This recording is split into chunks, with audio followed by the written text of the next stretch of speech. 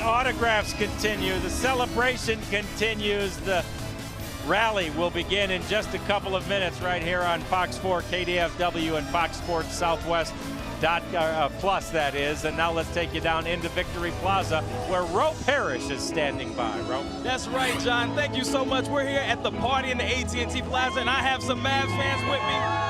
Are you having a good time? Now right here I have Isaiah. Isaiah, who are you here with? My mom, my dad, my mom, my aunt, my sisters, and my uncles. Now you've been here since 5 in the morning? Yeah. Aren't you glad school's out? Yeah. Of course, he's having a good time. And I also have somebody here sitting next to me. And how is this blue hair working? What is that about? What'd you say? What is this blue hair about? Is that a true Mavs fan? Oh, God, yes. I have to do it all the way. Of course you do. Now, you've been here since, what, 7 o'clock? 7:30, 7, yes. See, that's what we call dedication right here. We have a band out here playing. The party is crazy. And, of course, it's about to be bananas inside. Hey, and you know we're number one because all we do is win, right? Ain't that right, Mavericks fans? Let's go, Mavs!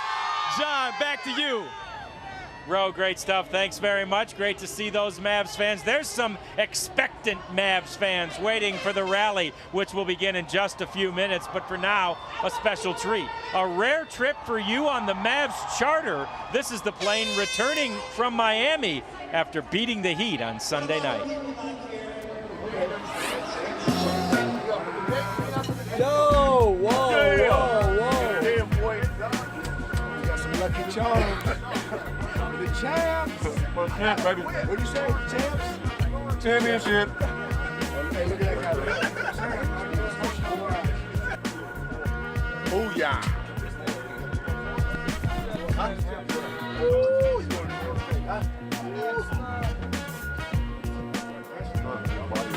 I'm that dude, baby. That's me. Say hello to my little friend.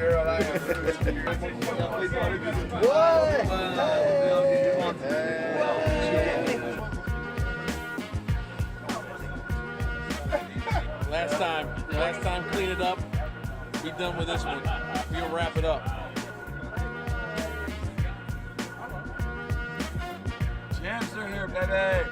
Woo! Only a couple greats, baby. Red Auerbach, Jason Terry, second class. Came back with the goods.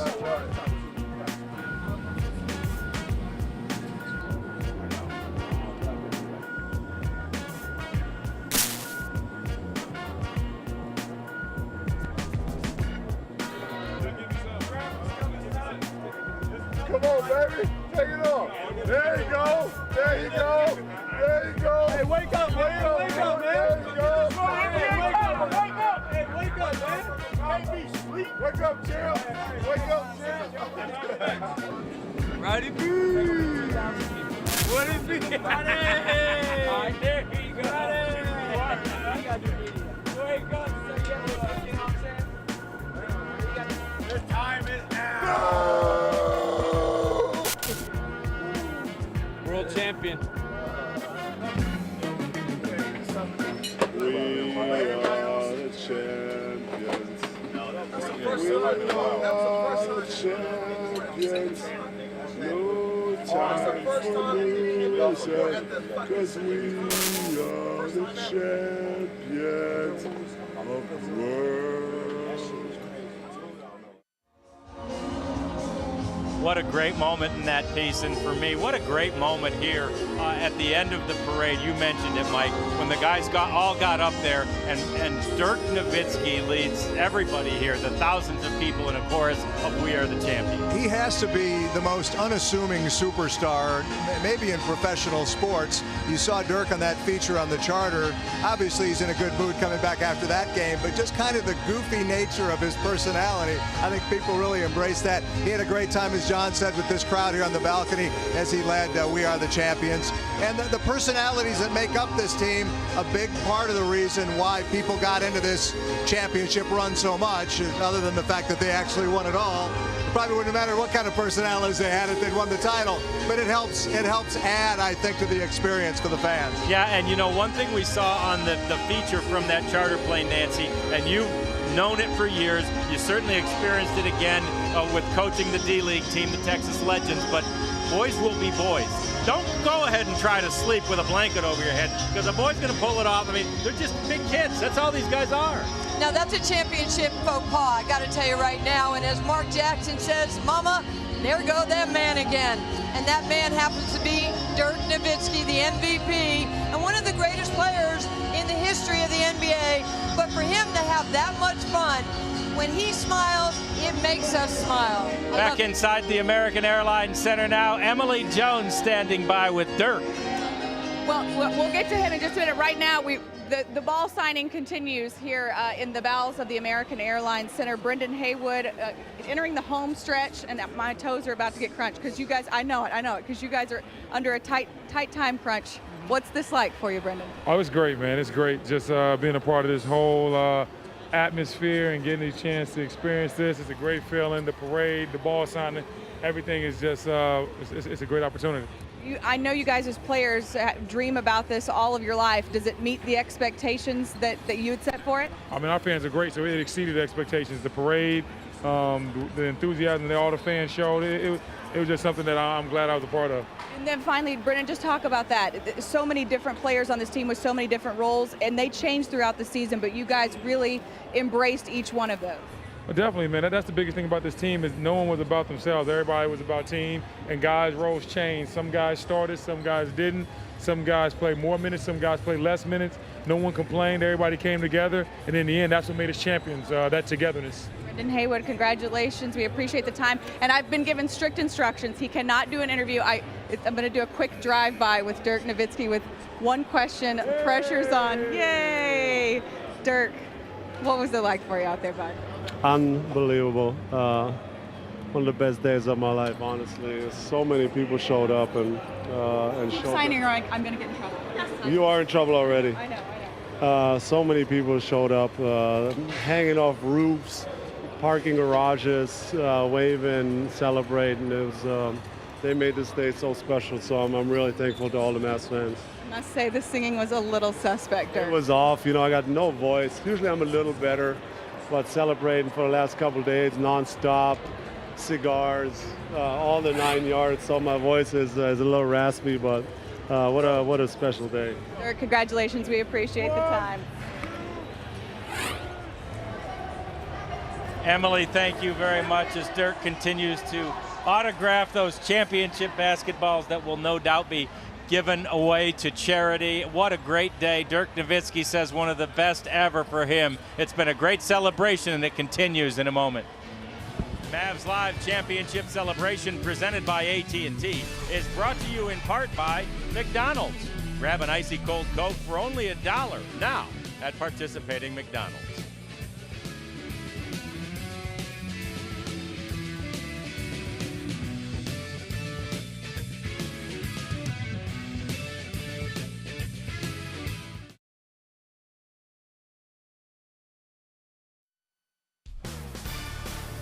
They are going to hang another banner here, the ultimate banner at the American Airlines Center. Welcome back to Mavs Live Championship Celebration presented by AT&T, and we take you inside the American Airlines Center now, where Dana Larson is standing by with Daryl Armstrong. Yes, the great DA is here with us, now an assistant coach, but of course a player for many years and a significant portion of that year career here with the Mavericks. They're just talking about raising the banner. It's on your T-shirts. How cool does that feel to say? So much better to see a championship banner go up here for these fans and this organization and the players. I'm just so happy for Mark Cuban. He does everything the right way. He deserves it, and also, like I said, these fans deserve it. They've been waiting 31 years. Well, these fans, along with you, went through 2006, and as we just spoke about here, it just worked out so perfectly that this team and this franchise were able to avenge that moment that you admitted to still thinking about on a daily basis. Yeah, yes, indeed. It was crazy because I told somebody, I said, we're not going to win the championship at home. We're going to win it on the road. And what better way to get revenge and, win it right there on their floor and celebrate in their city, and we did. How has it felt to be a coach going through all of this? It's nerve-wracking because, you got to sit there and hope the guys, do the plan that you put out there and execute the plan that you you know, the schemes and you know, just play hard. So I'm a person who always play the game hard, and I know I can control what I need to control when I'm out there playing. But when you as a coach, you got to sit there and you got to watch, and you got to hope the guys come with their energy, and they did. I was just asking you about Rick Carlisle and what it's like to work with him. I said you got to have some good stories about him, and you go, well, he is all business, right? Yes, he's business, you know, and you know, that's what you need from your head coach, to be business, because guys is going to take his authority, and you know, and he done a great job with you know, just getting the guys up every night for games, putting the plan out there for these guys to go execute it. And I'm telling you, it's amazing. I'm happy for him because he's been through the conference finals a couple times in the East, and never got to the championship, and now he got to the championship and he won it for the first time. Well, you're learning from the best. You are part of the best. Congratulations to you. So happy to have you here with us. Thank you. Thank you. We're going to hear from Rick Carlisle as well coming up in just a little bit, John. Dana, thank you very much. And Dr. Pepper would like to congratulate the Dallas Mavericks on winning their first NBA championship. There's nothing like a championship, and there's nothing like a Dr. Pepper. The Dallas Mavericks would like to thank Kroger for sponsoring the 2011 NBA Championship celebration. And a big thanks to AAA Texas for being a sponsor of the 2011 NBA Championship celebration. Visit AAA.com for an auto insurance quote. And travel to over 250 cities in 40 countries on American Airlines, the official airline of your 2011 NBA champions, the Dallas Mavericks. John Radigan here with Mike Ducey and Nancy Lieberman, and I'm expectant, I'm anxious, Deuce, to see what they're going to do in there. These celebrations are always fun. Yeah, it sounds like it's going to be a good time, and the fact that the season ticket holders and some sponsors will get a chance to hear in depth from players and from Mark Cuban and the coaches as well. It should be quite an event in the building behind us here. All right, we've got more coming up. We expect to hear from Rick Carlisle as we get you ready for a rally from inside the American Airlines Center. Stay with us. We're celebrating the 2011 NBA champions.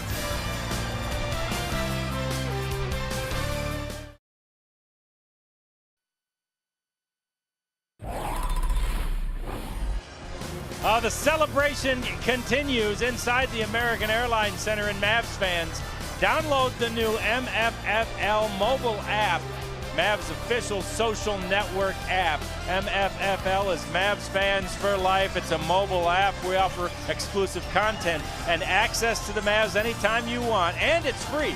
Download it tonight from Apple, the App Store, or from the Android market. We are outside the American Airlines Center in the AT&T Plaza right now as they get ready to have that big celebration, that rally to celebrate the NBA champions inside the American Airlines Center. That is for season ticket holders and VIP, and that is why Mike Ducey and Nancy Lieberman will be inside there momentarily, because very important people here. Nancy, a Hall of Famer. Maybe.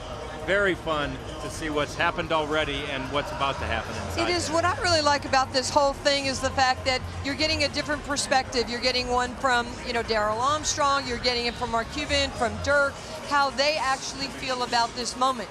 But what really struck me about Darrell was the fact that he was a player. So when you're a player, you're in control of probability and outcome.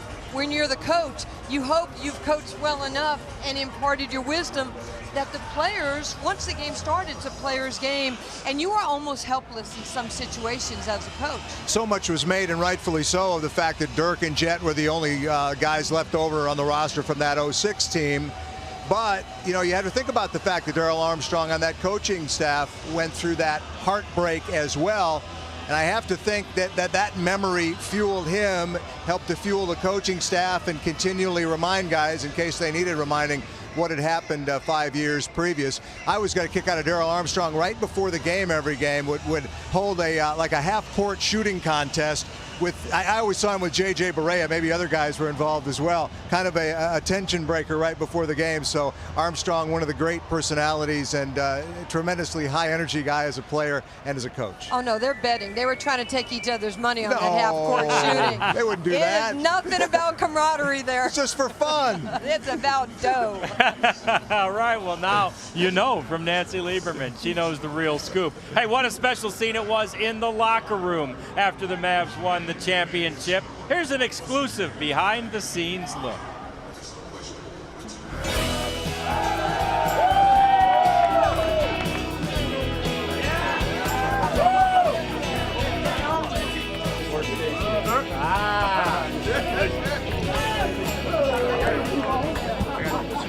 national championship ring and now a world championship. Hey, they can't tell me nothing. Gotta believe, baby. Look at all of that messed up hair. Feels great. I tell you what, I'm waiting for the Pistons to come out because then we got to play 12 more. Damn good. That's all I can say. Long road, long road. A lot of people worked hard for this. It was great. It's good to sit back and enjoy it.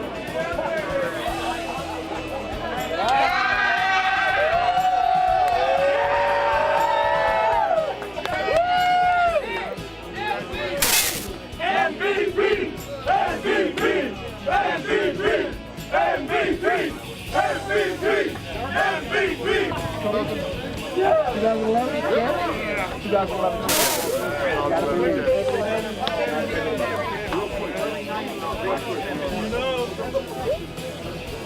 Sweet, baby. Oh, it's very sweet. Mark's been a class. He's the only guy that I've ever known that loves basketball more than my wife. 17 years. 17 years been in the league trying to get one of these. I couldn't win 20 games in the season for 7 years. 17 years. 160 every year. 55 league.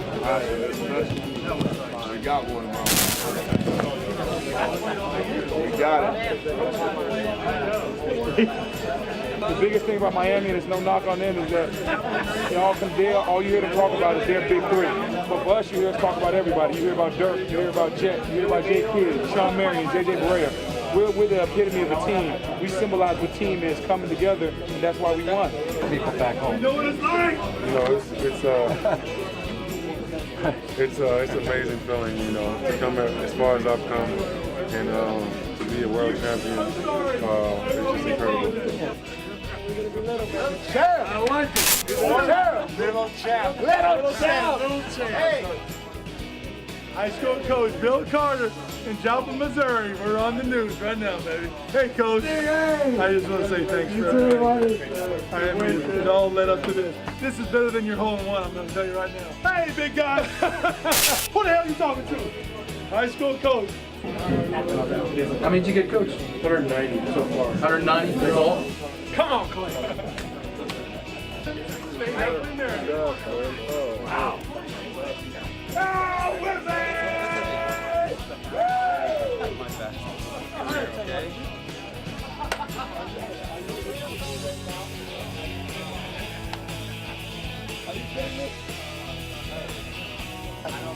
What? What is this? Hey, where'd you get that from? Hey, nice trophy. Hey, listen, we're the shoot the world. My swag is there all the time high. Oh, what is this? Can't believe it. Champion, bro. This is crazy.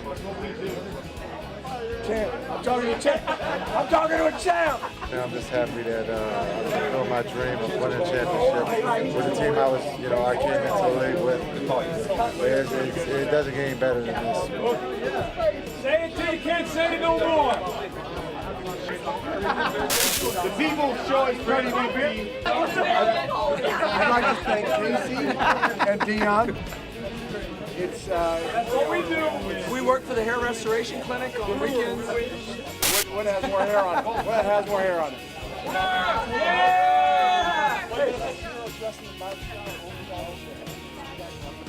Look at tricks. Club tricks. You already showered? Club tricks. I'm ready to go. Let's get in here. Club tricks. Hey. You only live once. Remember that. Is this the shortest guy in the NBA? It is? Is this a story? Is this a story on the shortest guy in the NBA? This is unbelievable. I didn't even know that. Oh, I didn't do it. Short story guy, DC.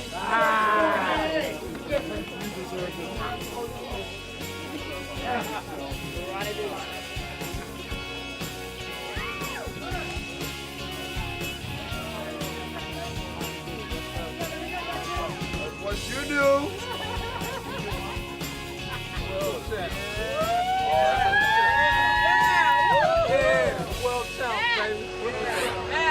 Wow, that is absolute great stuff. Thanks to Tom Ward and to Clay Armstrong. Clay's the director of Mavericks games during the season. He was the videographer on that, and even Jason Kidd was looking up at Clay. Clay's a tall guy, so there aren't many photographers that the players look up at, even though they might look up to some of them. But what a feeling in that locker room, Nancy, that the feeling of accomplishment and the feeling of joy all sort of intermingled there.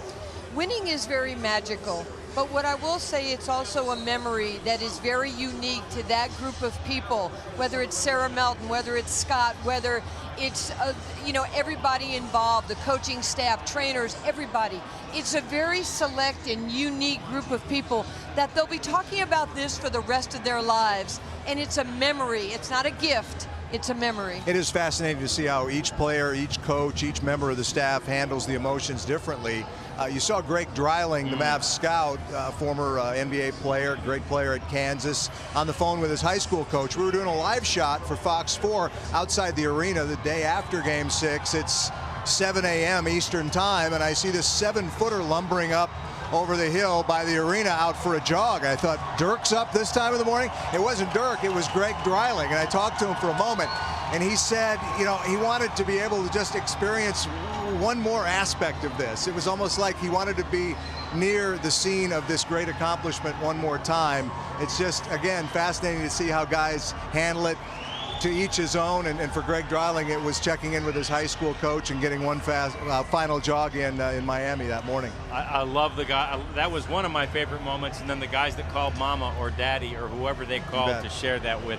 Just wonderful stuff from inside the locker room, thanks to Tom Ward and Clay Armstrong. We're getting you ready for the rally here at the American Airlines Center. Coverage continues in a moment.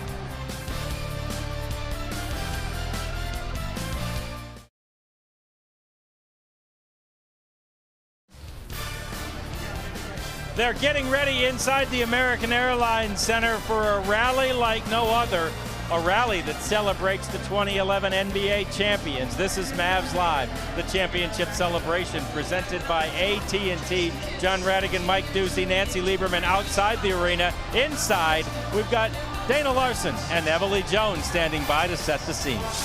Well, we have had a really cool vantage point down here, kind of behind the scenes a little bit. And Emily, what's been overwhelming to me is to see the sense of relief from these guys, being able to finally just take a breath and take it in. Literally, they had 9 months of wearing the game face. It was the next game, the next opponent, the next series. As Tyson Chandler always said, whoever was in our way next, whoever we had to knock off next.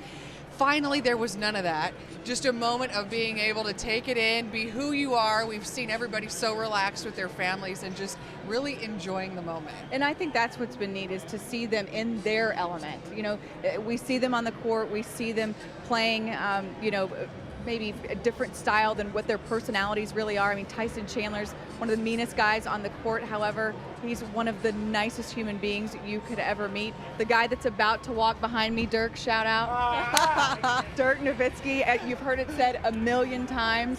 He's a great player. He's an even better human being. So to see these guys, like you say, just relax, enjoy the moment, and really relish this experience, because you don't know if it will ever come again, has been such a cool thing. Yeah, in fact, there have been other moments like Dirk high-fiving you, but also a little man hug with Jamie Foxx, over there just a few moments ago. How cool is that? Jamie wanting to come tell Dirk what a great job he did. It's been really fun to see the genuineness coming out of all these guys. And this team making so many people proud. I mean, their owners, their previous owners, their fans, their families, everyone who adopted this team along this playoff run, just to be able to have that sense of pride that they've not only made themselves so proud, but that they've made those around them and those who follow them so proud as well, is really a neat thing. We just saw Mark Cuban walk out of the Mavs offices moments ago. He's in charge of carrying the Larry O'Brien trophy out for the rally, and it was as if he had a newborn in his arm. Sean Merritt, championship belt. There goes the championship belt. We've seen Jason Terry wearing an NBA championship robe, and there goes the Jet as well. There's all sorts of accessories. That's the other really cool thing about this, right? You have to think that Mark Cuban's not going the championship belt route. We don't know what he's got. Yeah, he's not ready to announce. But I don't think that Sean Marion championship belt route was the right one. And it did sound like the players were not going to be happy if it wasn't a ring. They were going to voice their opinion about that. So maybe we'll find out here coming up on the rally in just a little bit. Back to you, John. All right, thank you very much. You see how anxious the fans are inside. The celebration will continue in just a couple of minutes. For now, though, one of the most emotional moments of the week was when the team landed at Dallas Love Field, and we were there for another behind-the-scenes look.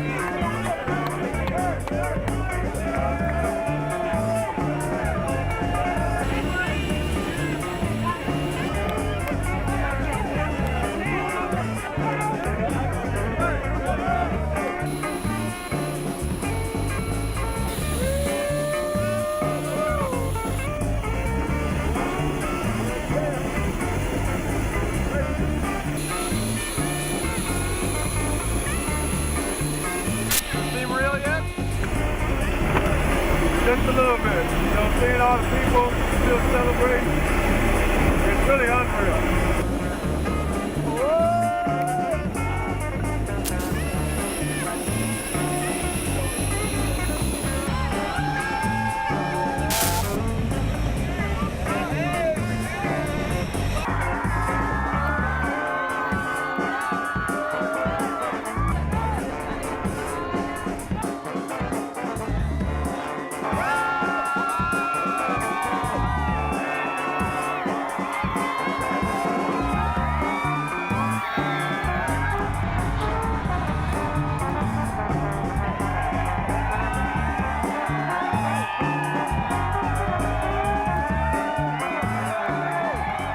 Great, you know, me, Mahimi, world champion.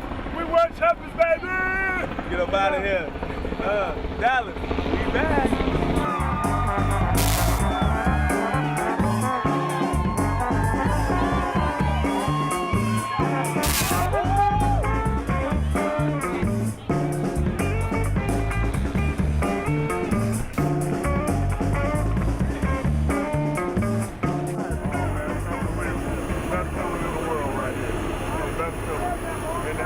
Reception when you land, all the fans here in Dallas here showing all the love and support. We love y'all, we did it for y'all. Thank you. Hell of a year. Let's do it again next year.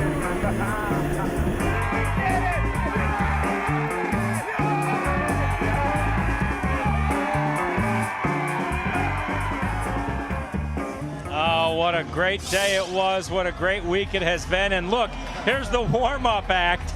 Brian Cardinal out cleaning the stage, and we're told that Brian Cardinal is there for the express purpose of getting this crowd ready for the rally. Brian Cardinal, tons of personnel. Looks like he's got a little pantomime in him as well. The rally is about to begin inside the American Airlines Center. Brian Cardinal pumping up the crowd and trying to get them ready to celebrate the 2011 NBA champions, your Dallas Mavericks. And as I watch that scene from the locker room and I watched the scene on the airplane, Mike Ducey. I'm reminded of the Rangers and what all their fans felt after 39 years of not winning last year. When they beat the Yankees in Game 6 of that series, it felt a lot like what we're feeling today. Yeah, just tons of emotion. Ryan Cardinal, the custodian, sweeping the stage to get it started inside.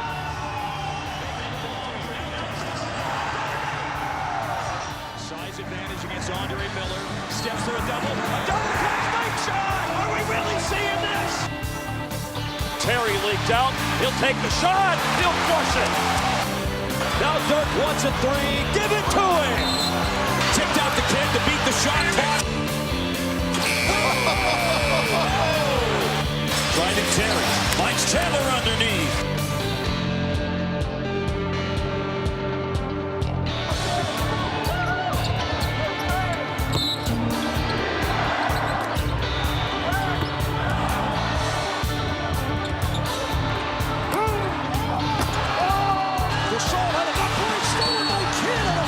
These fans are rocking here at the American Airlines Center.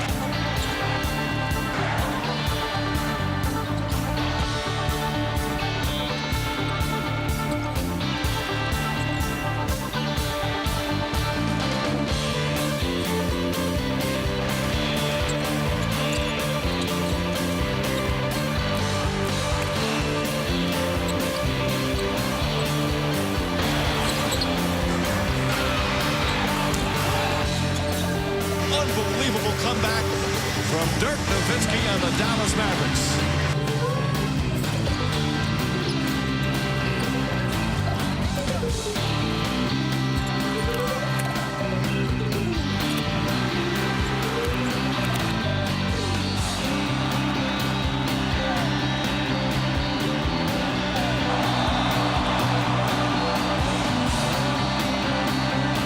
The finals.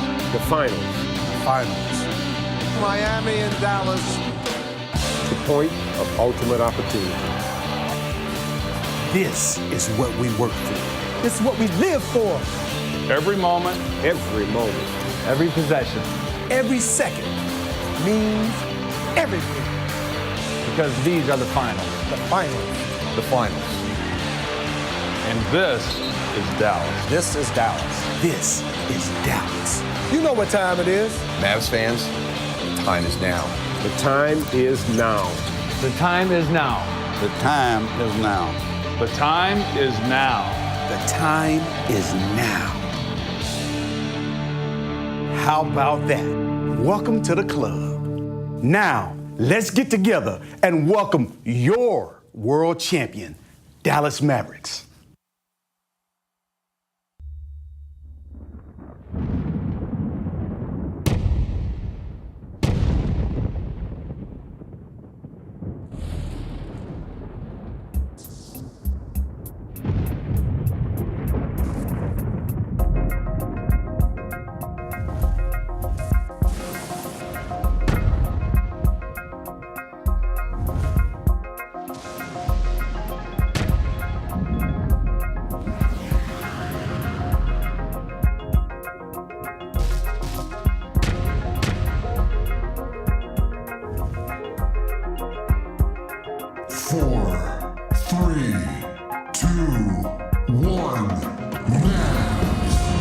Mavs fans, welcome to now.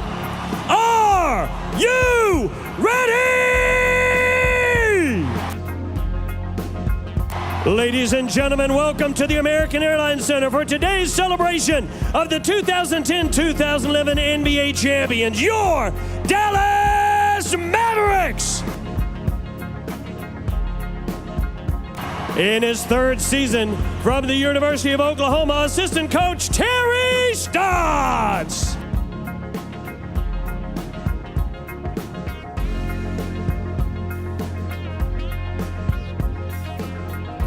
In his third season from the University of Kentucky, assistant coach Dwayne Casey.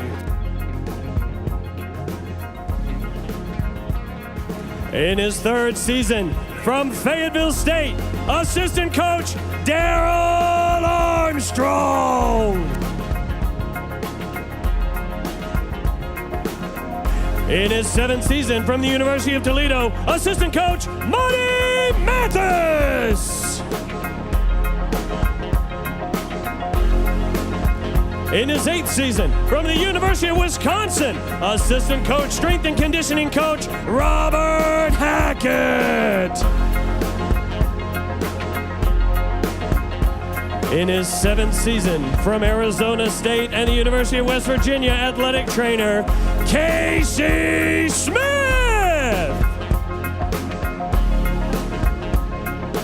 In his 7th season from San Diego State University, assistant trainer Dion Calhoun.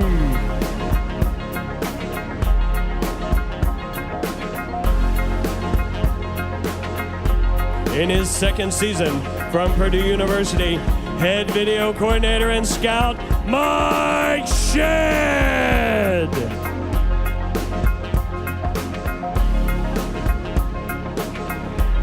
In his 10th season from Southern Illinois, sports psychology consultant Don Kalkstein.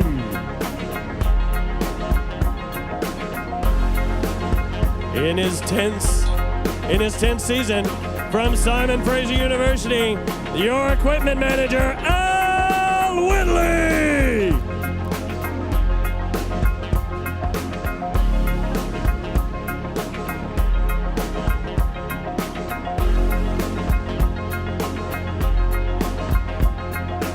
In his 13th season from Wheaton College, general manager and president of basketball operations, Donnie Nelson.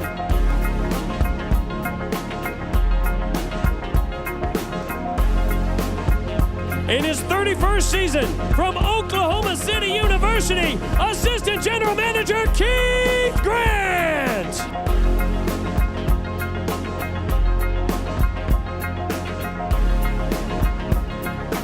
In his 3rd season from the University of Virginia, your head coach, Rick Carlisle.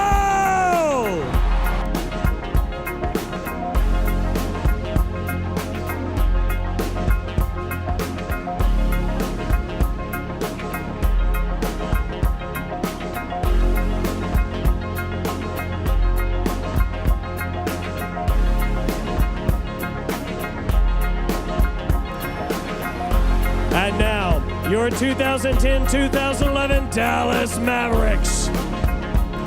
At guard, now in his 2nd season from South Florida, number 20, Dominique Jones.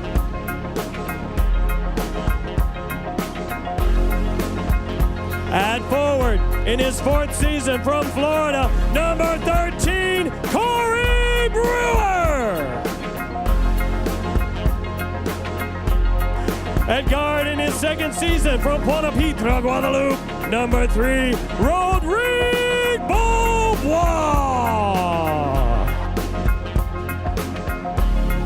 At forward in his 16th season from Belgrade, Serbia, number 16, Peja Stojakovic. At center in his 3rd season from Rouen, France, number 28, Jan Mahinmi.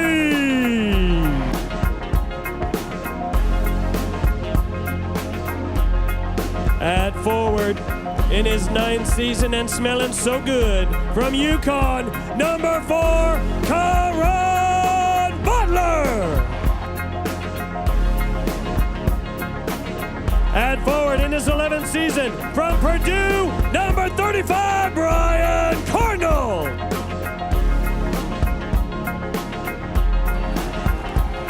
At center in his 10th season from North Carolina, number 33, Brendan Haywood.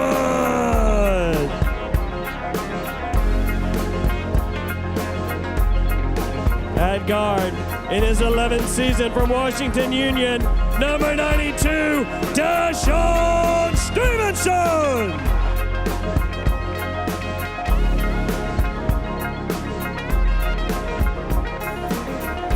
At guard in his 5th season from Northeastern, numero 11, J.J. Body.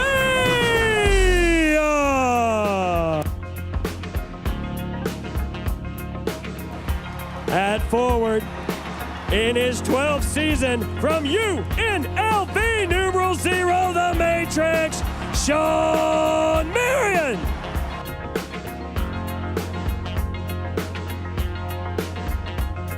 At center, in his 10th season from Dominguez, number 6, Tyson Chandler.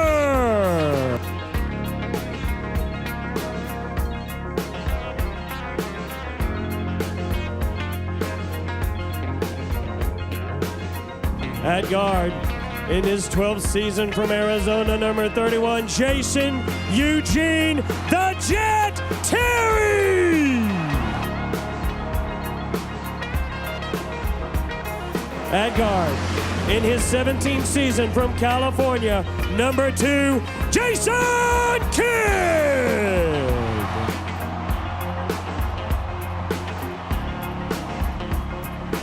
At forward, in his 13th season from the G, Würzburg, Germany, the 2011 NBA Finals MVP, number 41, Dirk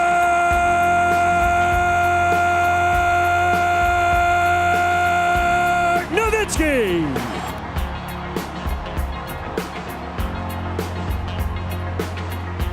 In his 11th season from Indiana University, the owner of your Dallas Mavericks, Mark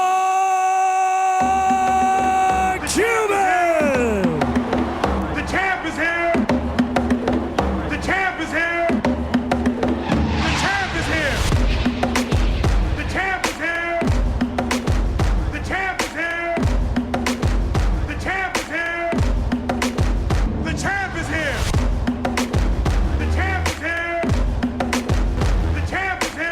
And please welcome to the stage today's co-masters of ceremonies, the television voice of your Mavericks, Mark Followell, and the radio voice of your Mavs, Chuck the Authority Cooperstein. The champ is here. Do you believe? The champ is here. The champ is here. The champ is here. The champ is here. The champ is here. The champ is here. The champ is here. I think we're a little excited today, aren't we?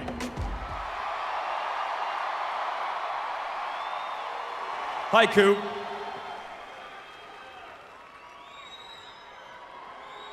We'll get Coop's mic on in a minute. We get this on? How are ya? Was it worth the wait? Damn straight. I didn't know Chuck was going to go all WWE on us. I like it. All right, welcome everyone. We can't thank you enough for coming out to American Airlines Center today, for lining the streets of downtown Dallas for that great parade this morning, for those of you that are watching out in Victory Plaza, and for those of you that are watching at home on television. It is great to have you as part of this championship celebration.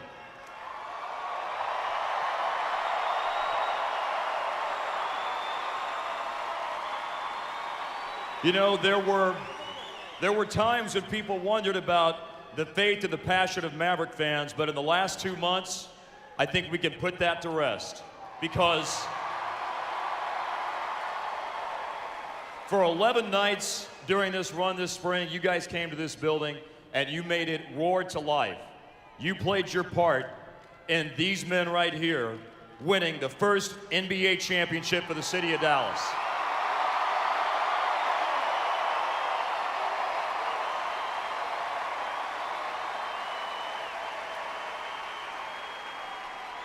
And because all of you did what you did to help these guys bring home the Larry O'Brien Trophy, now your reward is to get to hear from the men who made it all possible. We're going to start by bringing up on stage Mavericks team president, Tredima Usry. T? Thank you.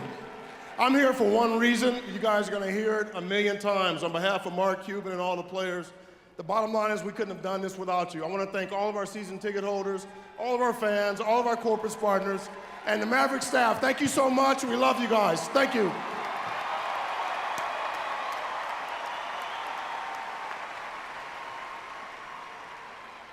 All right, now, so settle in. A few of the guys are going to sit down and talk with Chuck Cooperstein. And we're going to start by hearing, first of all, from the head coach of the Dallas Mavericks, Rick Carlisle.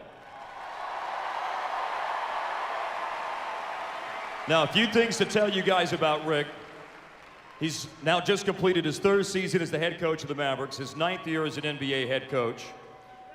He's won 60% of his games as a head coach in the NBA. That turns out to 443 wins. There are 9 coaches in NBA history who have won over 400 games in 60% of their games.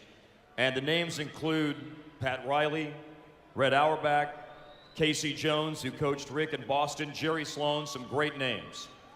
Rick Carlisle is one of those coaches, and so now, as of Sunday night, 7 of those 9 coaches I mentioned in that list have won an NBA championship. Rick Carlisle with Chuck Cooperstein. Well, we're sitting on the same side like we always do the interview, right? I mean, we've done this about 113 times. That's right. That's right. You know, you have had such great mentors in your life and great coaches, you know, Terry Holland in college at Virginia and Bill Fitch and Chuck Daly. Were you thinking them at all during this time? Absolutely.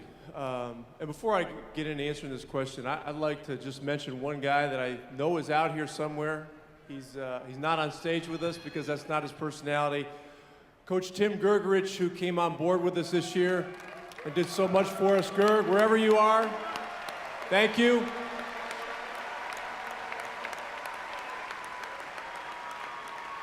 Tim is not only probably the greatest assistant coach in NBA history. He is a trusted friend, and he's a guy that helped us out a lot. So, yes, I was thinking about those guys.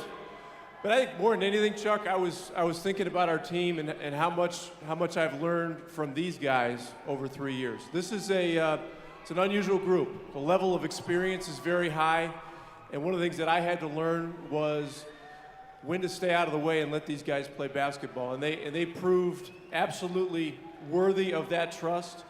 And these guys, there's one word I can use to describe these players in this city, and that is pure class. And right now, there you go. Right now, you're very fortunate. You're looking at the best basketball team on the planet.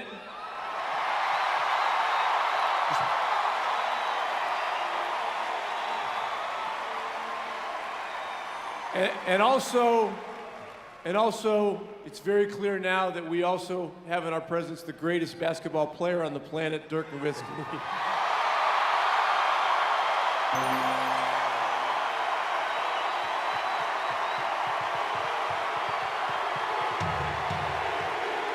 MVP, MVP, MVP.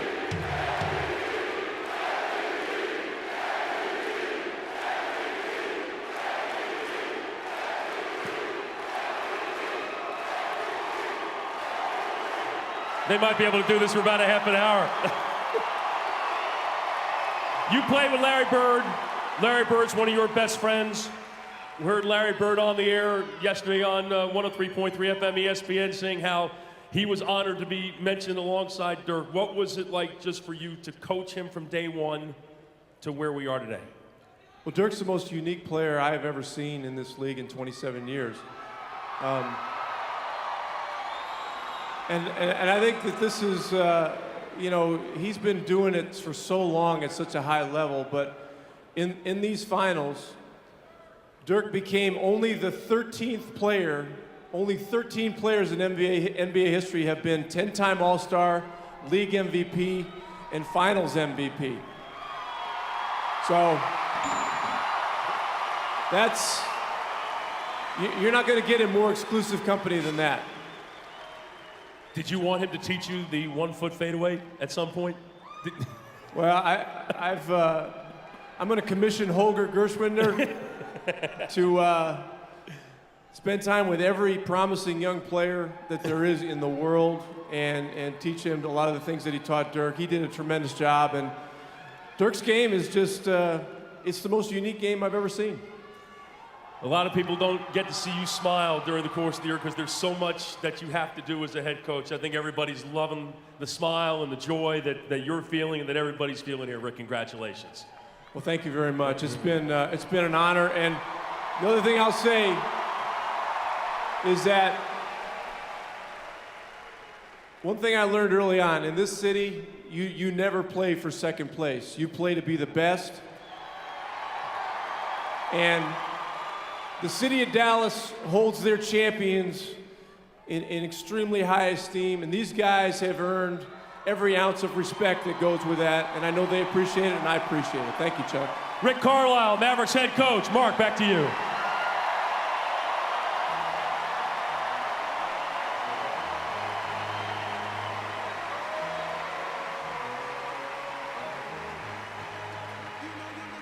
Next up, we're going to hear from the coach on the floor.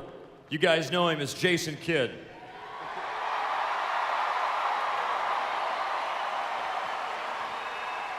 "17 years in the NBA.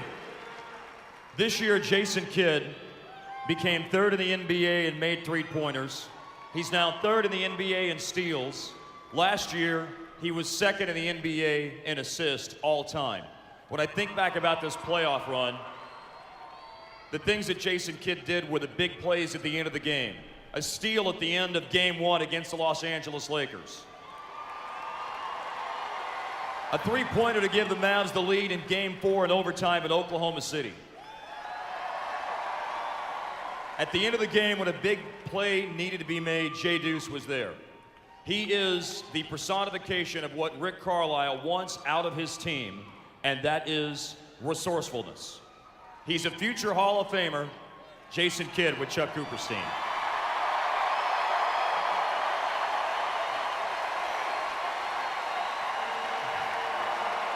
Wait. Thank you.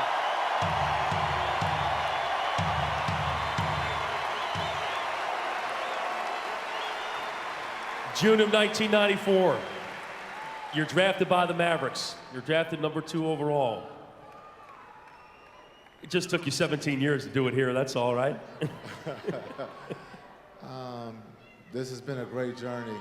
I'm very thankful to, one, have these group of guys behind me, take me somewhere I've never been, and that's a champion. So I want to thank my teammates, the coaching staff. Coach Carlisle was great. And again, I want to thank the fans. You guys were wonderful.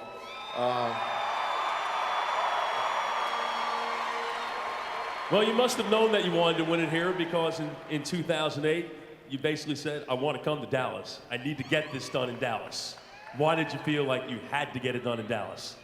Well, I just thought this is where it was started. And my dream came true in '94 when I was drafted by the Dallas Mavericks and Don Carter and Mrs. Carter, and I just didn't know it was going to take 17 years to win a championship.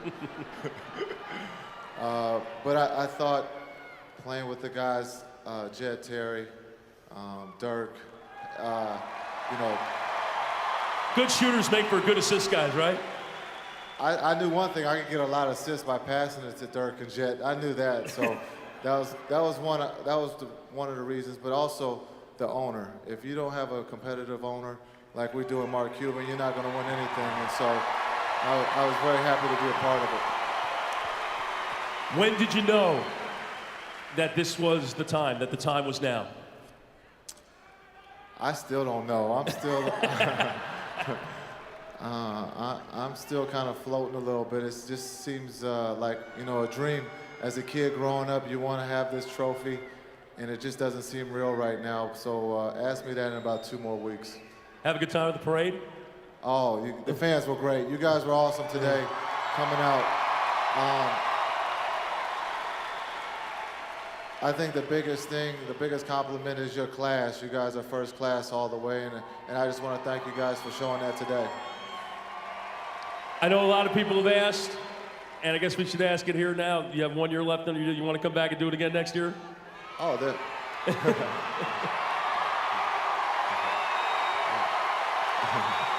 no doubt. Well, That question seems to get twisted because I have another year on my contract, so I plan on being back here. But we've already won this championship, so now we gotta go get that next championship. So we look forward to doing it again next year. The Hall of Famer, Jason Kidd. Thank you. Mark.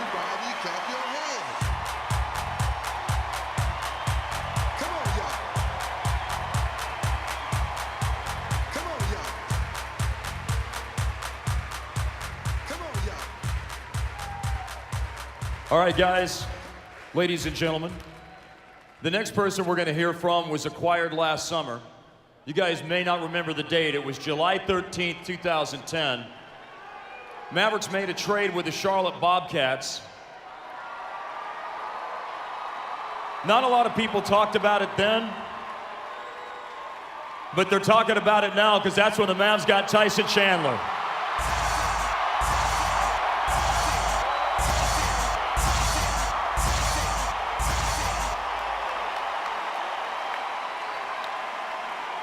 You know, some people wondered what the Mavericks got when they made that acquisition of Tyson Chandler last summer.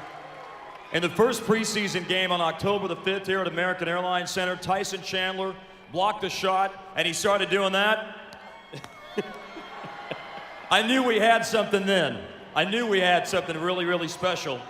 It was rim-rattling dunks. It was protecting the paint.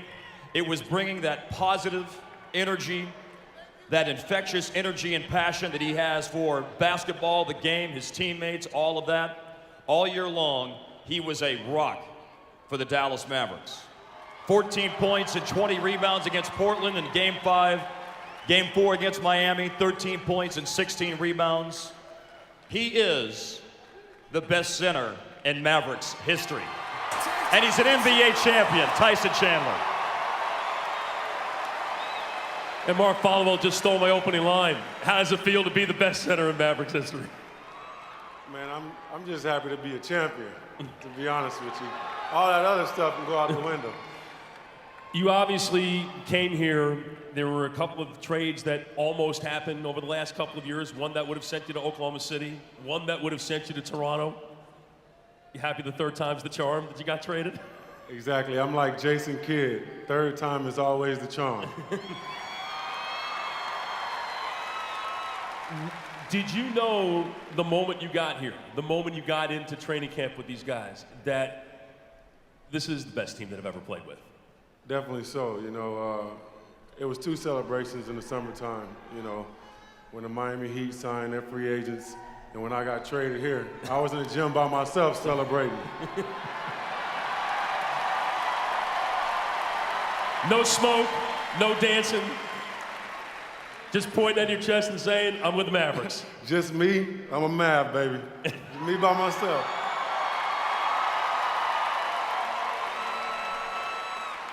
This team was never known for its defense, but everybody knew they had to play defense, and you kept after the guys to keep playing defense. Just talk about keeping after those guys and make sure that you're keeping after yourself too.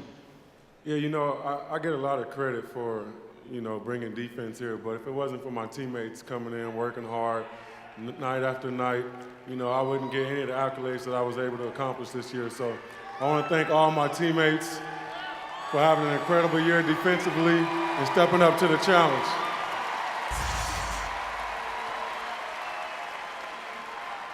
So now you've won a championship. You ready to win another one? Oh yeah, I hear they do things big in Dallas, so. So if we do it big, it can't just be 1, 2, 3, 4, 5.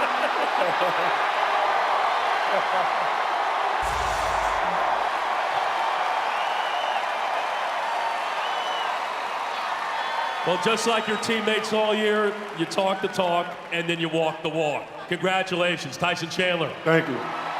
Mark.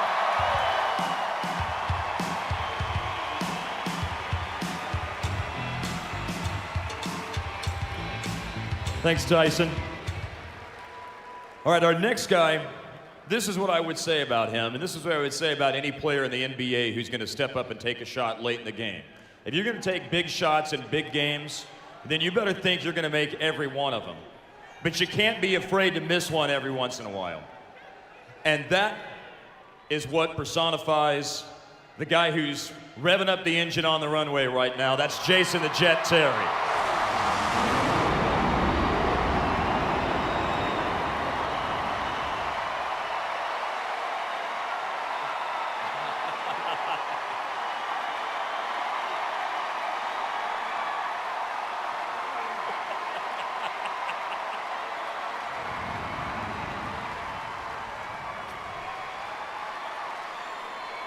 You know, for 7 years, Jason Terry's been here making big shots, but when it came time to make the biggest shots of his career, it was Game 4 against the Lakers, an NBA record-tying 9 three-pointers in a playoff game.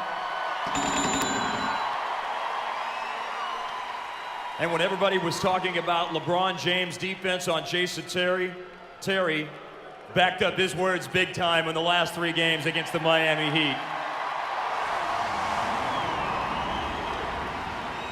I'd say right now, Chuck, that he's got a city full of co-pilots who are flying high with him right now. The Jet. About 20,000 of them. About 20,000.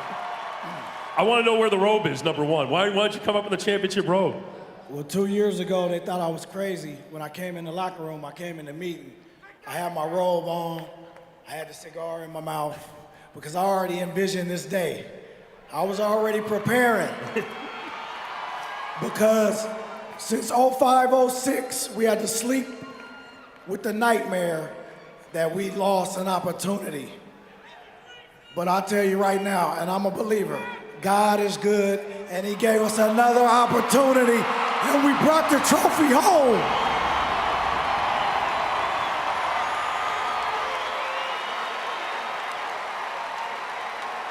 As Marcus said, you've done a lot of things in your NBA career. You're known as a closer. You love taking the big shot, making the big shot.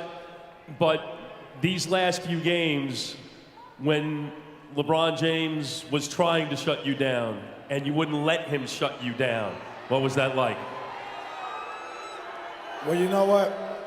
For these 15 men behind me, I don't care who suited up in that uniform. Tim Hardaway could have came back out there. It didn't matter. It didn't matter. Nothing was going to stop us from hoisting up this trophy.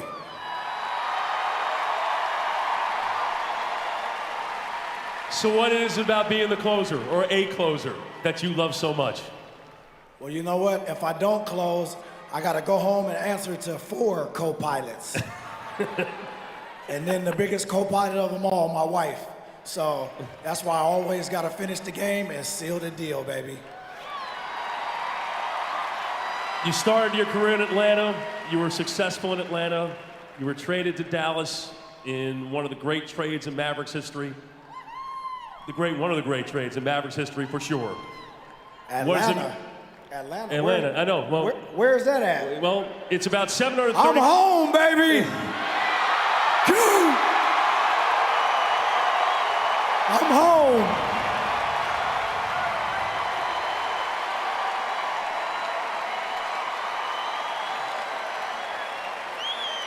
What does it mean for you? Well, you just stole my thunder. What does it mean to win it here and to do it for these people and the people that have backed you here for the last 7 years? They always ask me, what fuels the Jet? Well, you look at them right here. All these people right here. That's jet fuel, baby. All of you. 31 years we've waited. 31 years. Just like the number on the jersey. 31 years. And it's yours. You deserve it, Mavericks. All of you.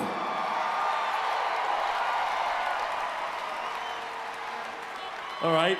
Because we're the media, we were supposed to ask these things. So what do you do next? Brad Davis, Rolando Blackman, move over, boys. There's some new jerseys coming to town. Congratulations, Jason Terry. Thank you. Mars.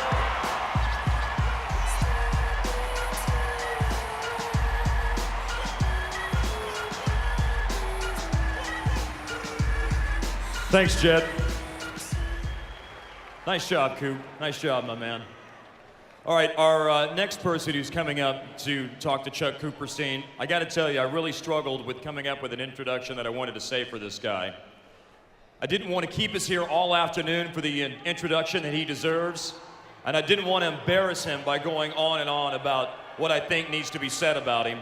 I think you guys might get the idea of who I'm talking about. What's his name? What's his name?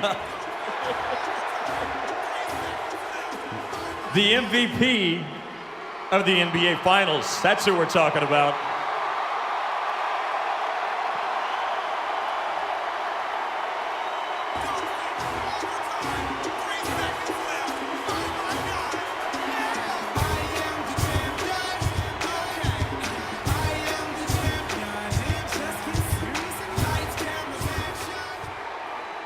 You know,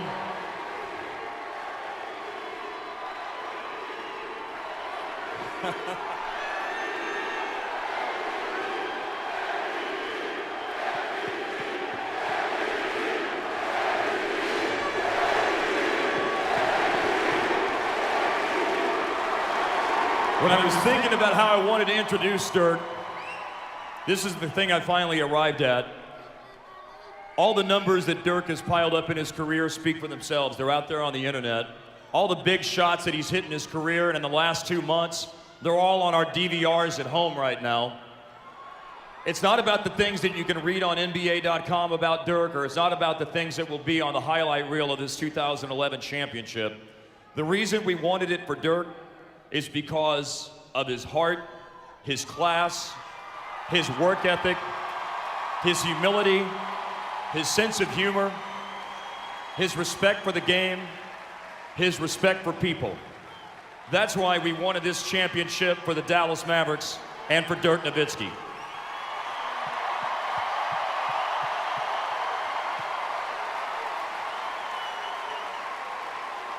I'm looking for a bus horn for you to honk. Can we get this thing started with a bus horn for you to honk? Honk the horn on the bus? No? No. Where did that start?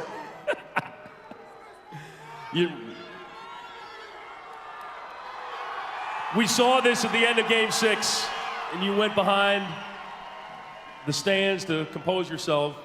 We're seeing a lot of this here right now. It's a long way from that bullhead haircut with an earring the first time you showed up here, isn't it?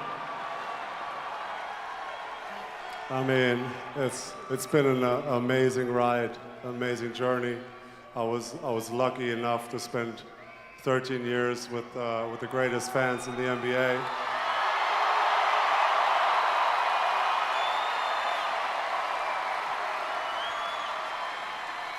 Yeah, it's been a lot of ups and a lot of downs. So this is the top of the iceberg, and it feels absolutely amazing.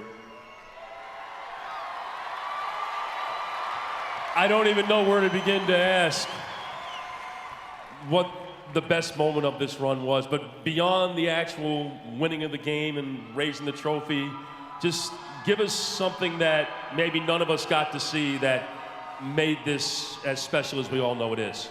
Well, I think the most proud I am of the whole team, because there was everyone on this staff, of these 15 people, contributed at some point in a game in these playoffs. At some point, one player from the bench came in and changed the momentum of a game and changed the series that way. So I got all the respect and I'm so proud of the team. Last summer, there were people making moves, trying to join up with other people, trying to win a championship that way.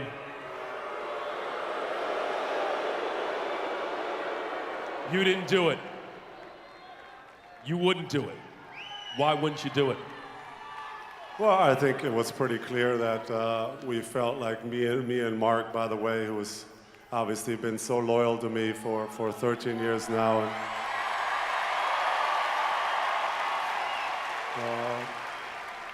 And I tell that story all the time. I went over to Mark's house after free agency, and he said one sentence. He said, "Hey, we're in the same boat. We're in this thing together."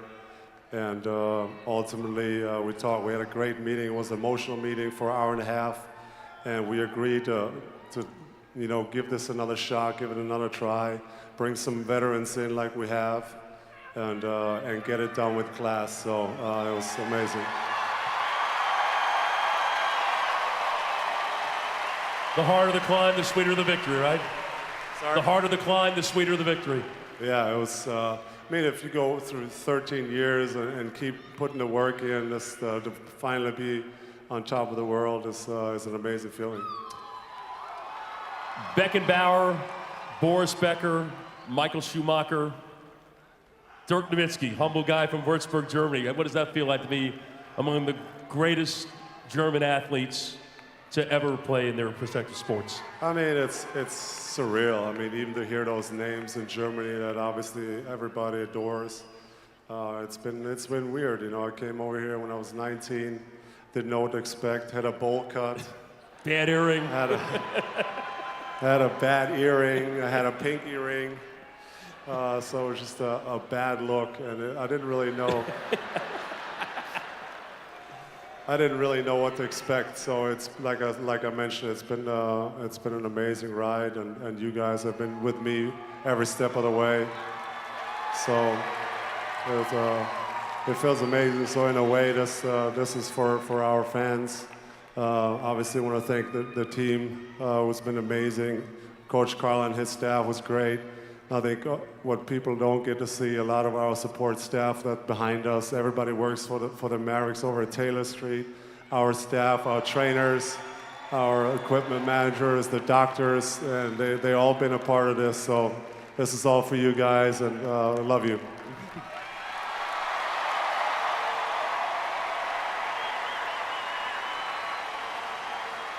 Everybody knows about your work ethic. You gonna take some downtime and enjoy this a little bit? Everybody knows about your work ethic. You gonna take a little bit of downtime? Please? You know, that's the funny thing. Holger, obviously everybody knows, the madman, the mad scientist. He told me before Game 6, he said, if you win tomorrow in Game 6, you're gonna have one day off. So I was like, so that was my motivation to close it out in 6, so I can have a day off. Well, the Mavericks, along with American Airlines and the country of Barbados, all our corporate sponsors, want to give you a little bit of downtime and an early birthday present. Dirk's birthday is Sunday. You all want to sing happy birthday, you can do that. Thank you. Thank you very much, guys. No, stay here. We're not done. More? We got more? No, you're not done yet. Wow. What else is on that? Well, just wait. But wait, there's more.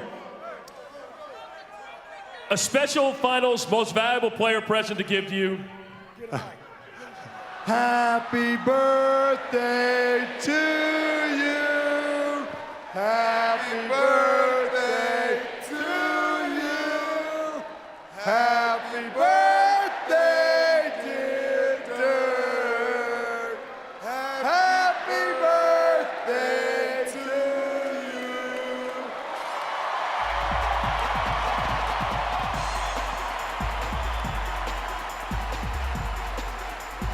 you. Okay. So 20,000 people just sang you happy birthday. That was pretty sweet. Well, I know you made Dominic Jones sing happy birthday. The rookie has been doing a good job singing. He did a good job on his. He did a good job singing for us all season, because every time there's a birthday, he's going to sing. So he has a phenomenal voice. Well, anyway, the folks at American Airlines in Barbados have a special present for being the finals most valuable player to you, and because you do need some downtime in your life. 200,000 miles on American Airlines and an all expenses paid trip to Barbados. Yeah. Get yourself on a beach. Thanks. Congratulations. Sweet. Thank you, guys. Love you guys. Thank you. The MVP! Mark.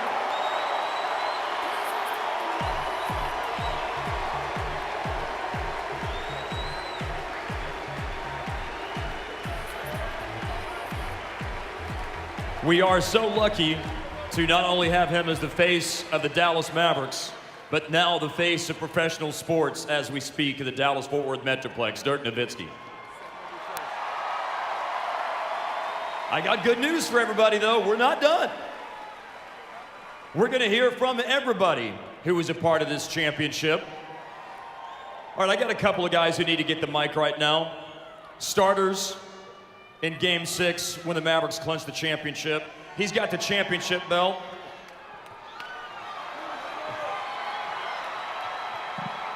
Sean Marion, the Matrix.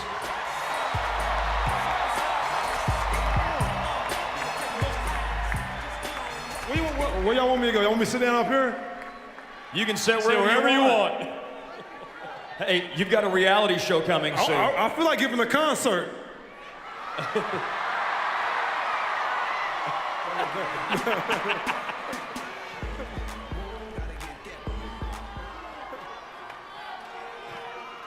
What up, what up? Well. We are world champions. Woo. We shook up the world. Do it again. Shook up the world, baby. It's everything we heard on Sunday night and Monday morning. Oh yeah, definitely. Hey, for you and for so many people on this team, there were so many things you had accomplished in your NBA career, but there was that one hole in the resume. So what does that mean? You not only to accomplish it, to be able to accomplish it with so many other guys who had such a similar goal. Man, if you look at this roster, these guys are amazing. We go in here, we go to battle, night in, night out, and it started in practice, but we're so competitive, and we go at each other necks in practice. Y'all wouldn't even believe what y'all see, how competitive we are in practice. And then we just got tired of beating up ourselves and went out there and took it upon everybody else.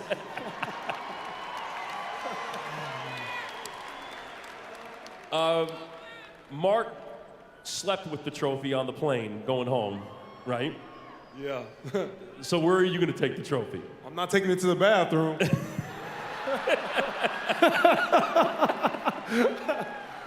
But, man, I want to take it everywhere. I'm not going to take it to the bathroom, though. But man, I don't know. I'm still in awe right now. This is a blessing come true. You know, this is what we strive for. You know, and man, we all went to war out there. It was just so much fun, and y'all just showed us so much love, man. And I'm lost. I'm just in awe. Wait a minute. Sean Marion is at a loss for words? No, come on. All right, we can mark this day, June 16th. And we're world champions. We're world champions. Sean Marion.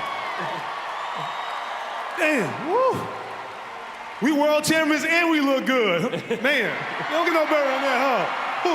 Well, I'm gonna let everybody know it.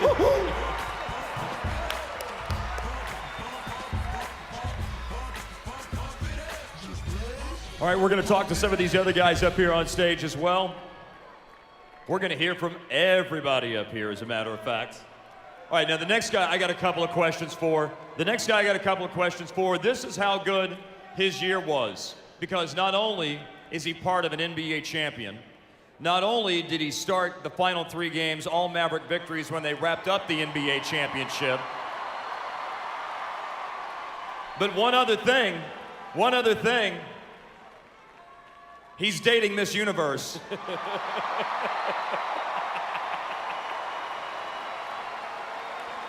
You guys know him as Jose Juan Barea. They started doing it up at Northeastern University where he went to college. Jose, Jose, Jose, Jose, Jose, Jose.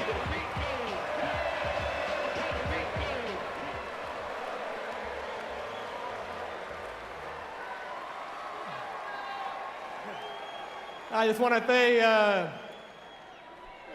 it's been a journey. It's been amazing. I'm lucky to have these fans that we got. Appreciate everything you guys do for us. I'm lucky to have my coach Rick, my coaching staff, and all my teammates that have confidence in me and make my game a lot better. And we're World Championship. Thank you. Thanks, JJ.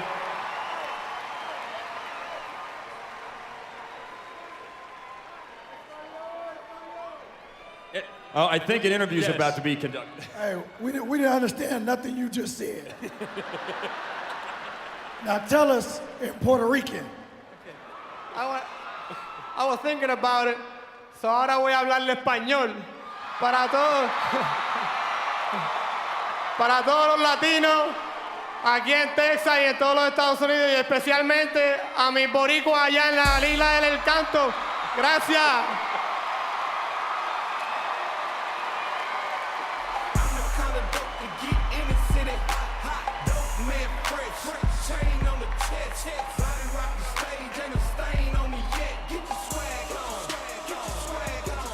All right, now, you guys know there was someone else who was starting during the playoffs and the NBA Finals.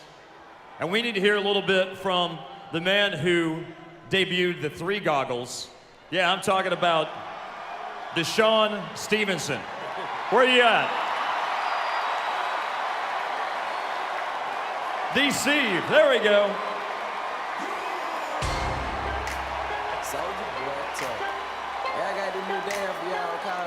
You can stand. You don't have to sit. How you doing? How you doing? How are you? I'm good. Ask them. He wants to know how you're doing.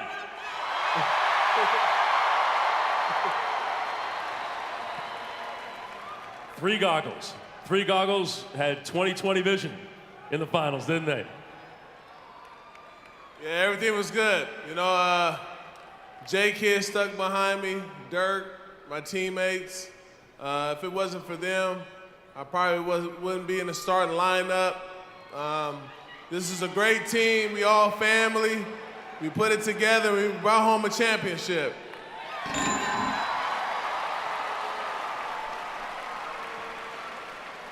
How do you like it here versus being in Washington? How do I like it here in Washington? I love it. I love it.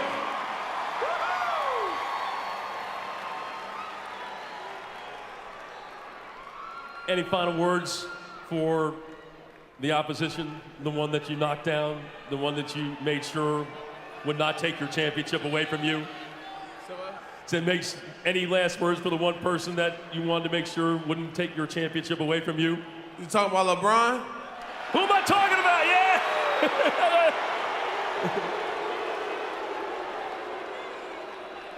You saw what my shirt said. We got the ring, baby. Deshaun Stevenson. D-Steve.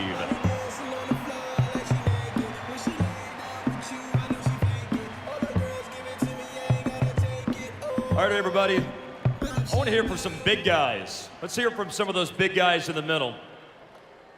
Came on board of the Mavericks in a trade last season. And when Tyson Chandler wasn't a rock in the middle, this guy was bringing the pain in the middle as well. How about let's hear it for B. Wood, Big Wood, Brendan Haywood.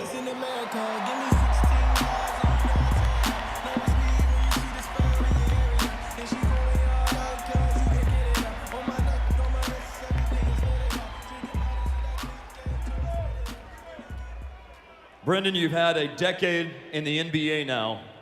To reach the mountaintop and see what it was like during the parade today and the reception from the crowd here, being recognized as a champion, how does it feel?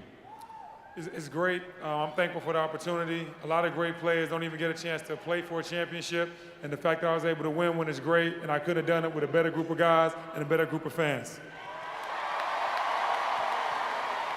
And everybody loved watching what you brought to the table on the floor during the finals and all throughout the playoffs.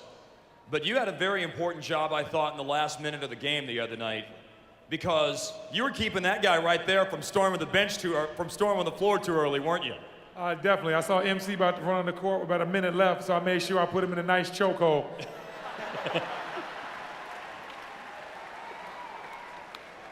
All right, everybody, let's give it up for Brendan Haywood.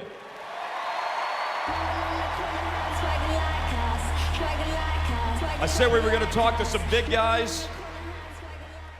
Stepping up for Big Wood when he got hurt during the playoffs, right there on the end in his first year with the Mavericks and his third year in the NBA. From France, Yann Mahimi.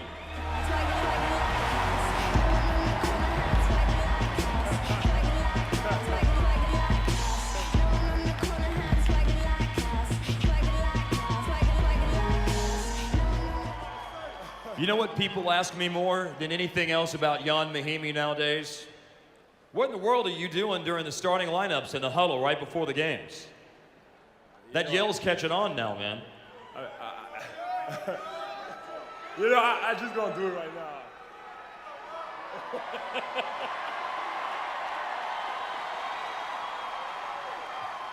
Let's go!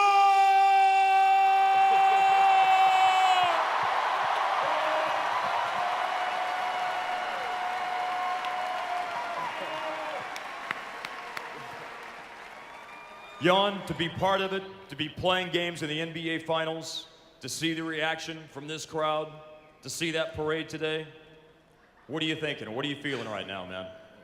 It's like a dream come true. It's unbelievable. It's unbelievable. I got my family right here. It's unbelievable, you know, everything that I've been going through and being here, playing the final, winning a championship with those guys, coaches, in front of this crowd. It's unbelievable. Well, I want to end on this. I heard Mark mention that some people were having trouble hearing you just a minute ago, but we didn't have trouble hearing you a second ago. So how does that go again? It's unbelievable. Your yell? I'll do it one more time. I'm gonna do it one more time, last time. Let's go!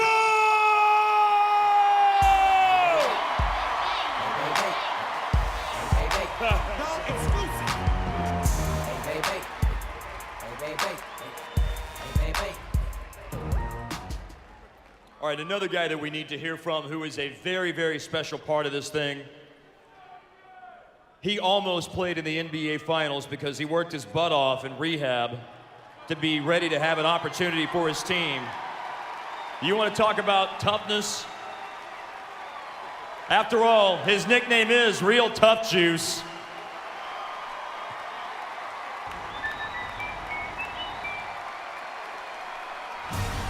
Caron Butler.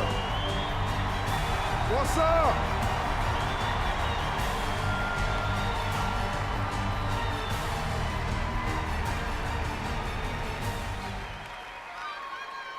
How you feeling, big guy? I'm feeling good. Am I clear yet? Feeling real good. Through your perspective, through the eyes with which you saw this playoff run, you have obviously a unique perspective on it. You're on the bench, you're with the guys on the plane, on the bus, in the meetings, in the locker room. Tell us what you saw out of these guys, how they growed, how they were able to mature. What did you see in this playoff run? It was truly special. You know, watching from the time that I went down and seeing the adversity that everybody was going through, trying to get the rhythm moving forward, and everybody just stuck with it. And that was one of the main reasons why I wanted to stay with this organization. I was glad that nothing happen at the trade deadline, and they kept this thing together. I know you were as excited as anyone when the news came down last year about the trade from Washington to Dallas. Oh yeah, I went from a team that we was working our tail off in Washington to win 22 games. So to go from that situation to come over here and just, you know, be championship contenders, you know, year after year, you know, it was truly special. And then to win a championship and then get this kind of response today? It was unbelievable. I mean, Dallas fans, you're the best in the world. Thank you.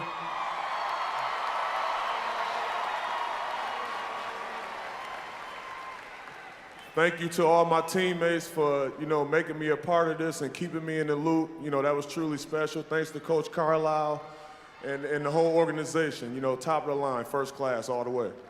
Thanks, Caron. Appreciate it. All right, now the next guy we're going to hear from, you know, there was a time that he played in a team out west in Sacramento and he used to hit some big threes against us. But then I seem to recall on one Sunday afternoon against another team from out west named the Los Angeles Lakers, he hit some big threes for us, like 6 of them. Out of 6 attempts, Peja Stojakovic.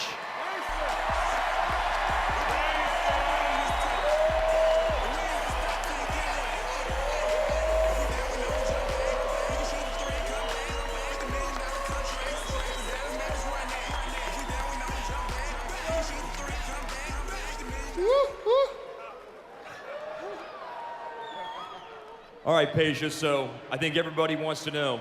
There were a lot of great moments for the Mavs in the playoff run, but tell us what you were feeling, what that groove was like that day against the Lakers when you were feeling it, knocked down 6 out of 6 from long range.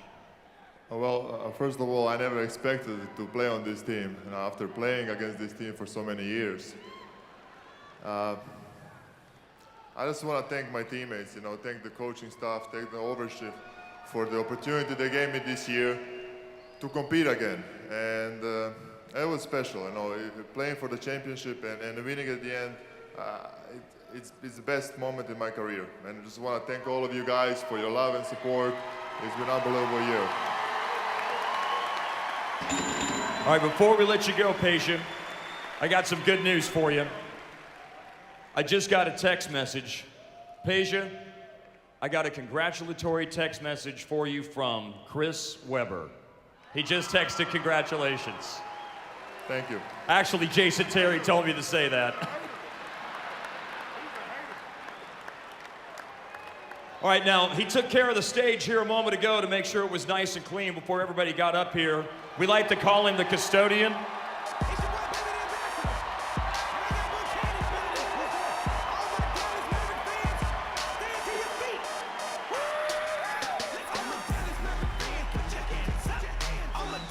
Brian Cardinal, throughout the years he's been here, one of the things that Rick Carlisle's always stressed is that regardless of whether or not you're playing in games consistently, you got to be ready.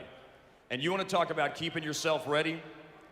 This guy gets thrown into the fire in the NBA Finals. He's drawing charges. He's hitting threes. He's fouling the you-know-what out of people. How'd you keep yourself ready to play on the biggest of stages, BC? Well, first off, I'm not sure if any of those were fouls. I'm not sure. Oh, man. They were all fouls. Boy, like Paige just said, I want to thank Coach, my teammates, the support staff, the guys that helped me stay healthy, stay in shape, stay ready. It's they all had faith in me. When Coach put me out there, it was an unbelievable experience, great ride, and you have to stay ready for opportunities. A lot of people start to work when the opportunity presents itself, and the opportunity will then pass you by. And my motto has always been to stay ready, stay healthy, stay hungry for when that opportunity came, and it did, and I was ready to go, and it was exciting.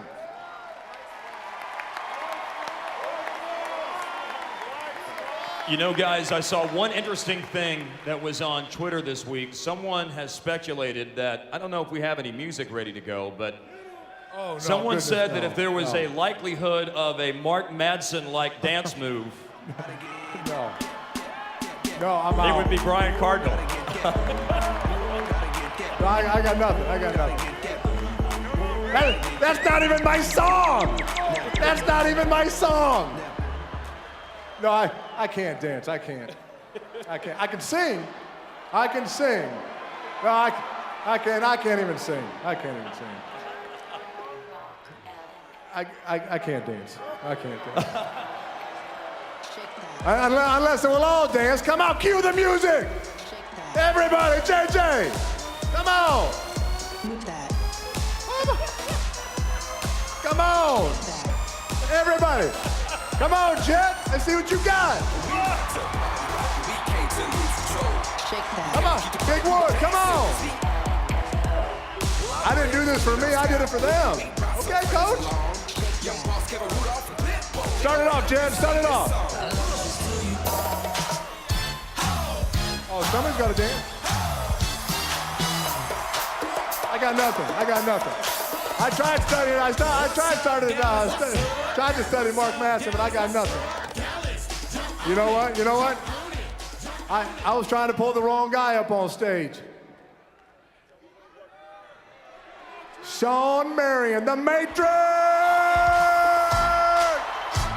Woo! Oh, be quiet. Put Put us some real dancing music on from Dallas on. Put that Dougie on for us. Put that Dougie on. Put that Dougie on.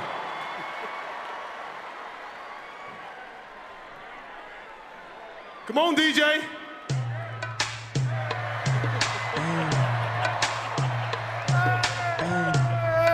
Hey, everybody go side to side with me. Come on. Baby, like smooth. What? Can you teach me how to rap? You know why? 'Cause all the blood. All I need is a beat that's super bumpin'. You back it up and dump it. Hey, with the tips, baby. Thank you. We love y'all.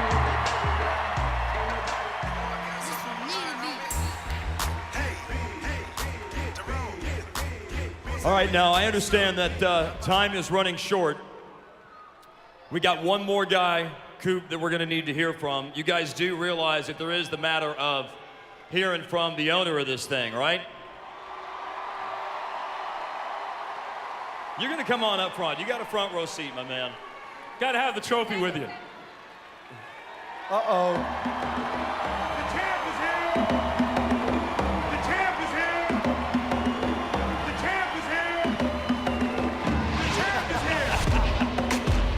Before Mark gets ready to talk to Coop, you know, just remember, everyone, that he brought this team in January of 2000, January 4th, 2000.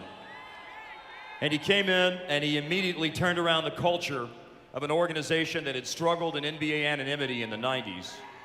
He started talking about winning and going to the playoffs. You took on the establishment. You were irreverent. You bought drinks for people at the old Mavs club over at Union Arena. You opened up the tab on some nights. You answered emails from fans at 4 o'clock in the morning. And as the years went by, you've maintained that same level of fan accessibility. He's sat down by the bench, he's encouraged, he's cajoled, he's mellowed out a little, admittedly. You've respected the history of the franchise and those that came before you, like Mr. C, Don Carter, as we saw on Sunday night.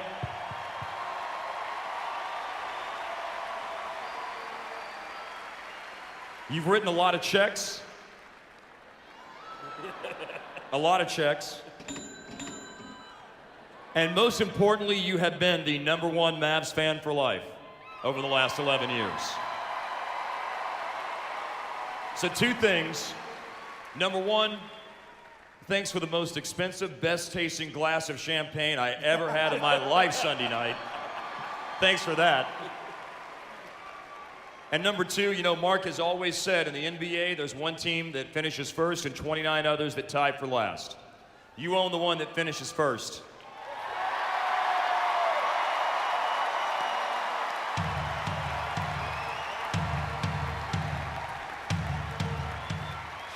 All right, Coop.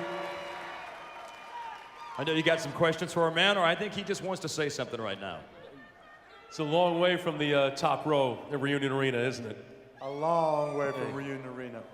And just how beautiful it is for you.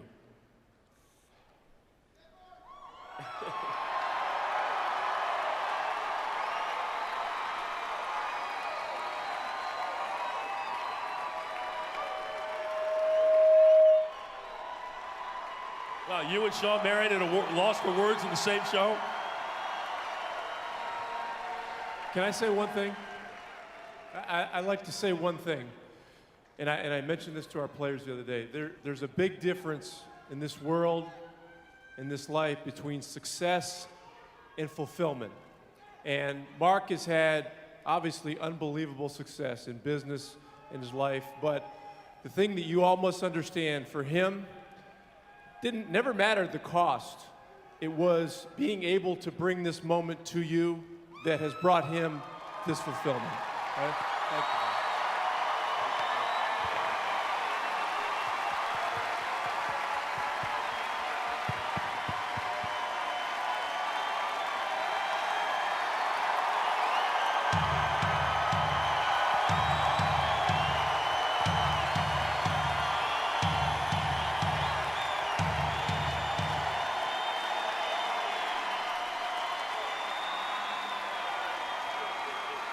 I have nothing else to ask you. Your adoring public awaits you. You know,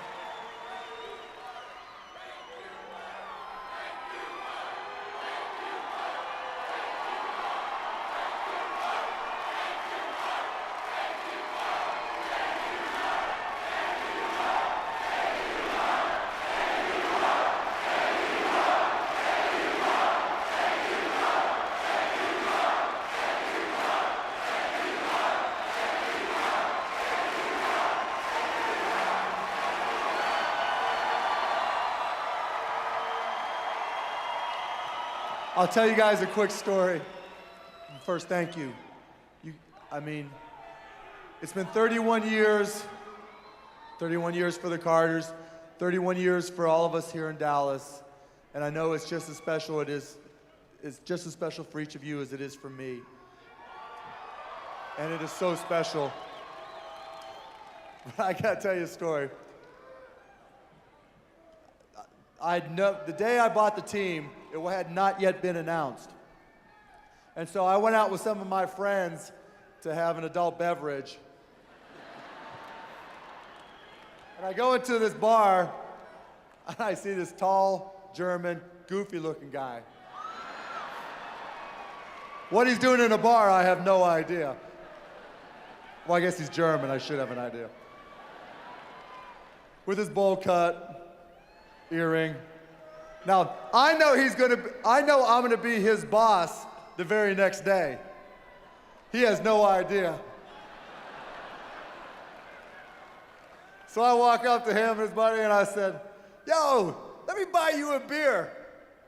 He just looks at me, shakes his head, walks away. Yeah. The next day, I walk into, we're in Baylor, right? And I'm supposed to get introduced to the team.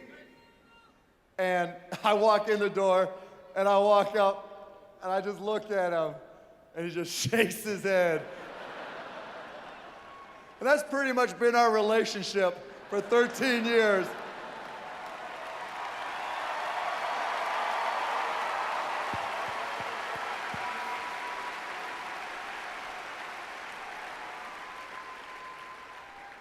Every guy in this stage, everybody in the arena, every Dallas Mavericks fan across the world, we've been through a lot.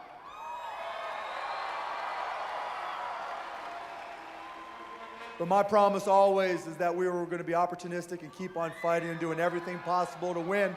Well, guess what? We got one, and we're going to keep on trying to get more. Remember what I said?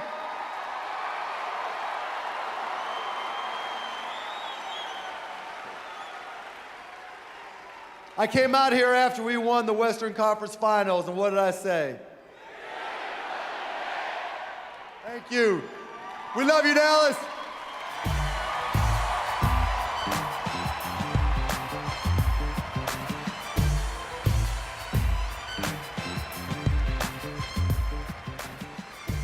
Well, as we wind things down this afternoon, leading up to this, I always wondered, and people asked what it would mean for this team to win a championship. And I think as we see the time that everyone's had today, the people who have made their appearances at the parade, and the people who have shown up here, the smiles on everybody's faces and the cheering, it means a heck of a lot, Chuck, to see these Dallas Mavericks as your 2011 NBA champs. Y'all waited a long, long time for this. And you need to live it up, enjoy it, love it, and let's do it again next year. Yet.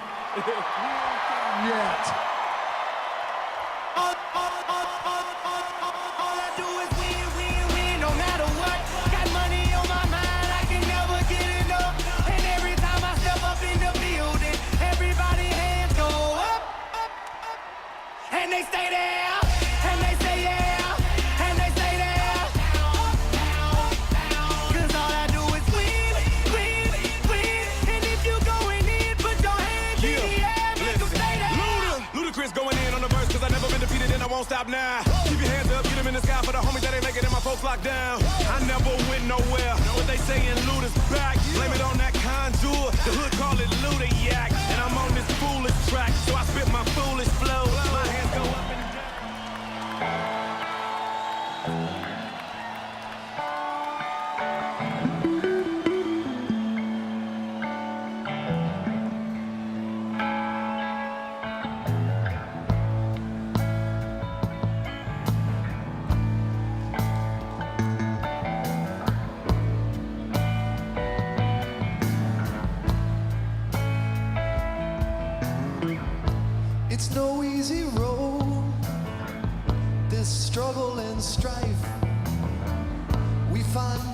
ourselves in the show of life.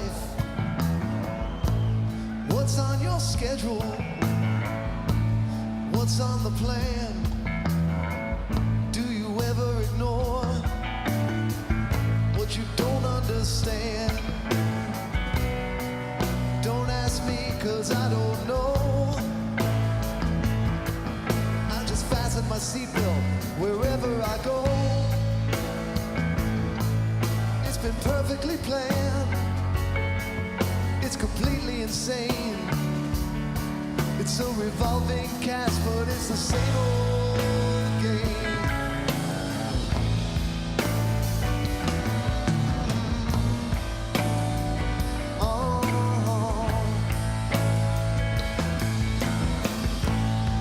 Waves of people come and they go, shine for a while in this marvelous show. It's a limited time that we exist. We slowly make our way into the mist. My thoughts are racing. I see faces of the friends that I recall.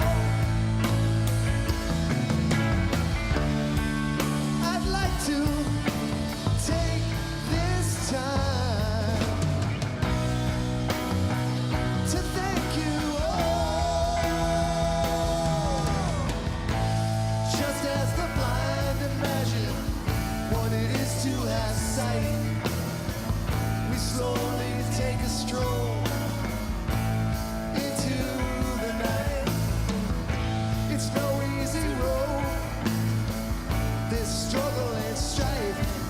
We find ourselves in the show of life.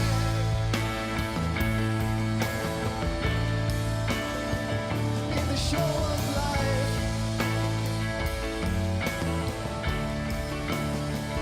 In the show of life. Ourselves right here. In the show of life. Ourselves right here. In the show of life. Ourselves right here. In the show of life. Ourselves right here.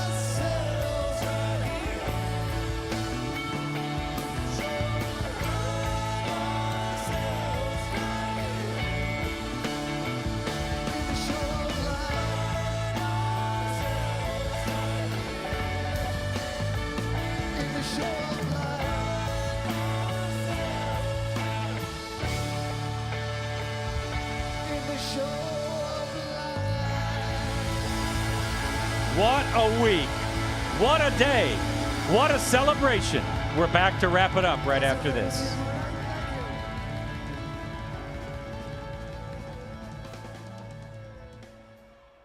There's 20.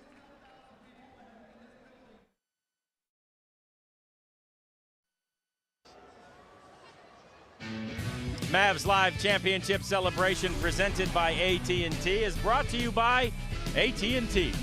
Rethink possible. And our Mavs Live Championship Celebration presented by AT&T continues now as we wrap things up from the American Airlines Center and the AT&T Plaza. John Radigan here with the Hall of Famer Nancy Lieberman and Mike Ducey of Fox 4. And we start, Mike, with you about your thoughts of this whole day. It started for some of the fans as early as 4:30, 5 o'clock in the morning. It concludes with a pretty emotional end to the rally. The fans were out here in huge numbers. The parade went very well. The celebration inside, very moving at times. They had a lot of fun. As Jet said, some new jerseys are coming to town as he pointed to the rafters. Dirk had Happy Birthday sung to him by Mark Cuban and about 20,000 others. And then I think it was touching at the end when Cuban teared up a little bit as the fans thanked him in unison. A fitting end to what has been really an outstanding day. And it was a Hall of Fame type day, Nance, for a Hall of Famer. It was so eloquent. It was almost like Medea's family reunion. Everybody was part of the celebration. Everybody from the fans to the people in the city to everybody within the Mavs organization. Of course, the players and coaches knew that this was something that they would share, this reunion, this bond, and this championship moment forever. Dana Larson and Emily Jones were there every step of the way during the Mavericks season from when they started in late October until this wonderful conclusion today. Let's go back inside the American Airlines Center and hear from them now. Guys, pretty amazing to see a number of people move to tears of joy, from Dirk, from Mark Cuban. Even the fans are so excited just to be here and be a part of this and be close to their heroes. I will never forget Dirk Nowitzki saying a few days ago that I'm just dumbfounded on how we did this. And this team will always be a point of reference because it's the team that could, as Rick Carlisle has called them. It doesn't matter if you lose 6 in a row at one point. It doesn't matter if you lose your second leading scorer at one point or lose a playoff game by 20 plus points after leading by that many. It's the team that could. They always found a way to overcome, and that's how this team will certainly be remembered. Right. It's a team whose success was built on its adversity, and really a team that thrived and strived through so many different things. And I think what stood out to me was the story that Mark Cuban told about that day when he tried to buy Dirk Nowitzki an adult beverage 13 years ago and he didn't know who he was. This team was built, and it was built beginning a very long time ago, and there have been lots of things that have happened along the way. That was the beginning of the foundation of this team, and the fact that 13 years later this is what has resulted makes it even more special, not only for this team but for this team's fan base and everyone associated with it. So that's going to do it for us inside the American Airlines Center. For Dana and myself, we'll send it back out to you, John, Nancy, and Mike. All right, Dana and Emily, thank you very much. And the foundation has thus been laid. Not only the foundation for future success, which we heard many players and coaches talk about, but the foundation for how to celebrate a championship. We did it that way today. A great celebration. The city of Dallas alive from sunrise until midday with the sounds of celebrating, the sounds of a championship. We thank you very much for joining us for any or all of this broadcast, and we'll be back next year with complete Mavericks coverage when they try to defend their NBA championship. So for Emily and Dana and Mike and Nancy, I'm John Radigan. Thanks for joining us, and go Mavericks!